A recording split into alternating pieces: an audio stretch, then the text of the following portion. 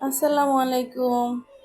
বিয়ে বাড়িতে গেলে মনে হয় কি অনেক খাবার খাবো, কিন্তু মজার ব্যাপার হলো অল্প একটু খেলেই কেন জানি পেটটাই ভরে যায়, তৃপ্তি করে আর খেতেই পারি না।